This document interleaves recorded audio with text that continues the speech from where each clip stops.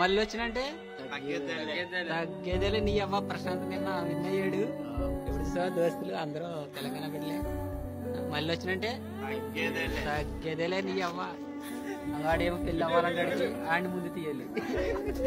తప్పలేదు. హ్యాపీ ఆగు. మీరందరూ హ్యాపీయేనా? హ్యాపీయేనా? మరి అన్వేష్ గడ్ అరగుండు గడికి ఏం చేయాలి చెప్పండి. ఆడు సారీ చెప్పాలా చెప్పకూడదా? కంపల్సరీ చెప్పాలి. రైతు బిడ్డని ఒక హేళన చేశాడు. ఎలాగా? వీలైతే హెల్ప్ చేయి, లేకపోతే అన్ని మూసుకుంటూ ఉండు.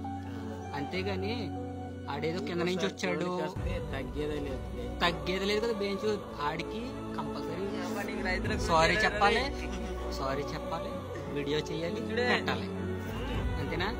నీ అవ్వ మళ్ళీ వచ్చిన తగ్గేదేలే. ఎవడతో అన్నా పెట్టుకో, పల్లవి ప్రశాంత్ పెట్టుకో. సరేనా? సుఖేగానే నీ గుండె మీద ఇంటికి ఊడిపోతాయి కదా. సారీ మాత్రం కంపల్సరీ. ఒకసారి ఓ వేసుకోండి అంటే కట్టి వేసుకుంటున్నాను.